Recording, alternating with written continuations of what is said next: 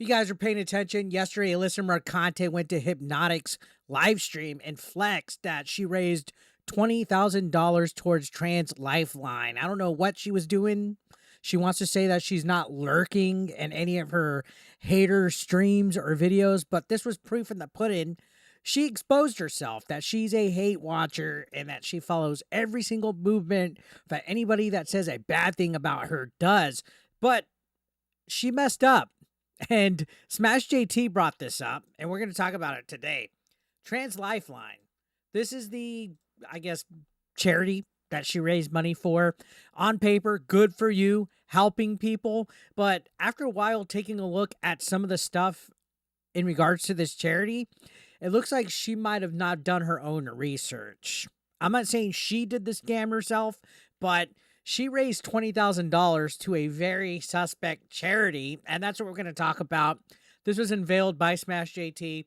Grums posted this saying, Alyssa Mercante Trans Life Charity exposed by Smash JT. Alyssa decided to crash Real Hypnotic One stream to brag about how she raised $20,000 for the Trans Life charity.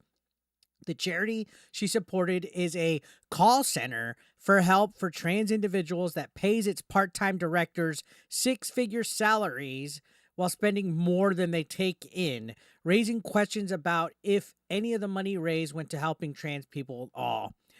So here's the killer. It's been revealed that they're paying six-figure salaries for the executives. This is a call center that is done on a volunteer basis. And it's very limited. If you actually look at their hotline availability, you could see they literally only operate Monday through Friday, 10 a.m. to 6 p.m. Pacific, 11 a.m. to 7 p.m. Mountain, 12 to 8 Central, and 1 to 9 p.m. Eastern. They don't even have weekends on. Everybody is volunteer, and none of these people are paid. But meanwhile, it's been exposed that their executives are paid in the six-figure target. And I heard the lowest paid salaried executive is actually right over $100,000. This is ridiculous for a nonprofit. Now, I know in charities, there is some kind of, I guess, transactional fees and cost associated with paying certain individuals and stuff. But if the main thing about your charity is that you're a hotline and you're not even paying the employees who give their hours and their service a dime, not even a penny, that's kind of sus in my opinion. And this is already on top of my opinion that I have about a Trans Lifeline, because there's all sorts of stuff that is iffy about this. Let's look at their expenses. You can see it doesn't match up. You can see fiscal year 2020, fiscal year 2021, fiscal year 2022.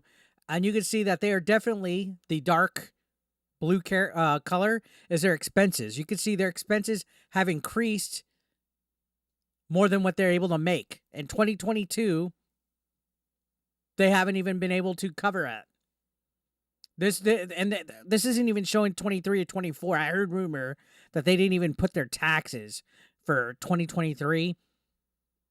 And who knows how much they're spending when you have salaries that are six figures for a nonprofit. You can't tell me that this Trans Life charity is bringing in enough money to even, let's just say, hey, a charity that's big, makes billions of dollars, can afford to pay people this. To me, this just doesn't sit right. There's just something about this. They're spending more than they're taking in, like Grum's tweet says. And there's nothing to twist around about that. There's nothing to make up. This just doesn't look right. And there's people saying, hey, thanks for the shout out, as always mentioned. And they also continue to deny. Whenever they say they don't watch, just know they do. She couldn't keep herself in lurk mode like she usually does anymore. She had to speak to throw money around that she's not even keeping herself. It's quite hilarious. And yeah, it's hilarious because she couldn't help herself, but now she's brought attention to a potential scam. And again, I'm not saying she was the scammer, but she brought attention to a charity that is probably doing things that aren't by the book at this point in time. So let's go ahead and continue going down the line. We got Tebow, who says it's not just that executives are making six figures while the charity spends more than it brings in. They also don't pay any of their hotline workers and only answer calls Monday through Friday from 10 to 6. All this while they actively badmouth traditional hotlines. So they are actually trying to encourage people that need help, transgender people who are already at risk for high suicide rates. And keep in mind, all their hotline operators are also trans. So you're having the blind lead the blind, basically. You're having people that have high suicide rates coach other people that have high suicide rates to not die, to not go and kill themselves with very limited hours. What is a trans person going to do if they're relying on Trans Lifeline and it's a Saturday night? They're actually encouraging transgender people to call them instead over an actual reliable suicide prevention hotline, because they're making this whole narrative that all the other charities and stuff aren't inclusive for transgenders, that they don't care about transgenders. They're painting this whole trans ideology that they're the ones that really care about it. Meanwhile, they're paying six figures to their executives, right? And you can see most crisis hotlines in the U.S. use non-consensual intervention, usually with police, if they determine a caller is an imminent risk. So they're already putting this anti-police talk, whether you care about the police or not. This is woke ideology here. This is all going into the hating the police, defunding the police, don't use the police. They're fear-mongering police intervention here. They're saying research has shown these non-consensual interventions actually increase rates of suicidality. This decreases trust in crisis hotlines. So they're saying don't call a crisis hotline because they will call the cops without telling you, without your permission. They will send a wellness check. They're encouraging this fear. So again, imagine if somebody is at home after hours and they're having a problem. They're saying don't risk it because police. They're using this whole stigma that wokies have against police, right? And on top of that, what qualifications do I need? So listen to this. This is the qualifications for you to work as a operator here. In order to apply for hotline, micro grants, and communications positions, you must live in the U.S. or Canada and be 18 plus. You'll need a phone, computer, and internet connection you can use at the same time, and a private place to take calls, hotline. Because we offer peer support, hotline and micro grants volunteer positions are only open to trans, non-binary, and gender non-conforming identified people. So they're also discriminating against people that could possibly be better qualified to protect somebody from killing themselves, right? Only because they want people that are transgender, non-binary, and gender non-conforming to work there. People that are at risk already. Again, the blind leading the fucking blind. What a shit crisis hotline this is. Imagine relying on somebody that is just as suicidal as you, if not more, according to statistics, to prevent you from doing something stupid to yourself, instead of just talking to the best qualified person. All because, I don't want the police coming to my house.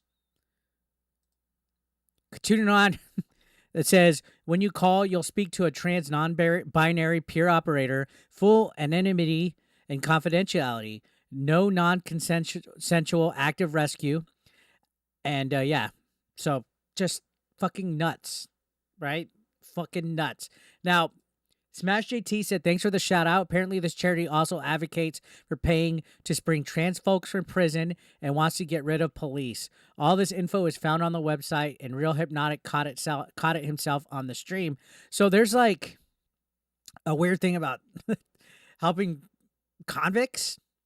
If you come over here and you take a look, they have a whole thing about working with people that are in prison, community, not cops. You can see all this. It's fucking weird. Dismantling white supremacy, equity, not equality. I don't know. It just, something sits with me that this is a whole bunch of really unhinged people. Look, we envision a world where trans people have the connection, economic security, and care everyone needs and deserves, free of prisons and police. What? What does that have to do with somebody actually being in a crisis? It's so fucking weird that the tolerant people are the most intolerant. And it's funny, they're literally over here standing up for Palestine when they would get killed in Palestine for homosexuality.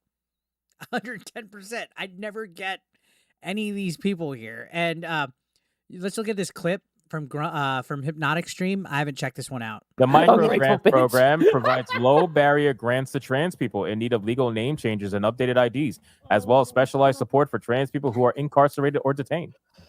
So this is all going to money to people who are trying to hide themselves or criminals. Yeah, so people that are trying to change their identities, hide themselves, convicts. Alyssa Mercante is bragging about raising $20K to a charity that does that also pays 6 figures for their executives. They don't care about actual suicidal people or transgenders. And why do you even have to limit it to just transgender individuals? Why can't you just do suicide prevention all the way around? That's what I don't get. These guys don't want to be discriminated, but they'll sure as fuck discriminate against everybody else. Now, again, you can see Tebow calling it, saying they don't want them to reach out to traditional hotlines if they can't get through to the Trans Lifeline, which is a whole bunch of mess. Now, if you haven't seen Smash JT's video about it, he dives into it quite a bit. It's pretty great. I recommend you guys check it out. He also did an article on his website that goes into detail. This is potentially pretty big. I don't think Alyssa Mercante understands what she got into with this. On paper, sure, good job. You raised $20K. I'm not going to hate on that. I haven't raised $20K. I think most I've ever raised is like $5K for something. So good job. But I don't think she did her homework on this whole charity of whatever this thing is. Now, this person, Annoying Husband, says these types of charities that these left-wing loons donate to are weird.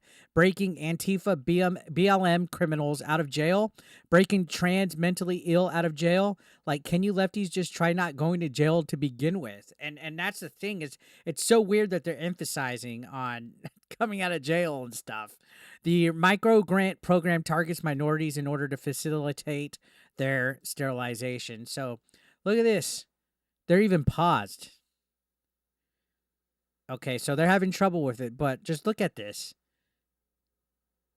They're providing trans and non-binary people with low barrier funds and support to correct names and or gender markers on identifying legal documents, fund gender-affirming permanent hair removal, and supply necessities for our trans siblings behind bars. Putting money directly into trans people's hands is central to economic and racial justice and our overall well-being. Redistributing funds draws inspiration from the principles of mutual aid. Our support of each other is a political act. This just all sounds like fucking lunatics.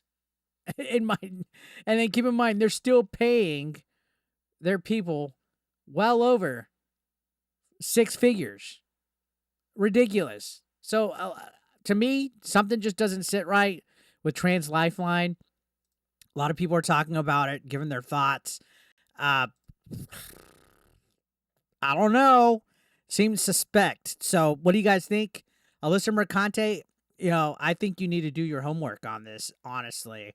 Unless you're in on the fix, who knows at this point.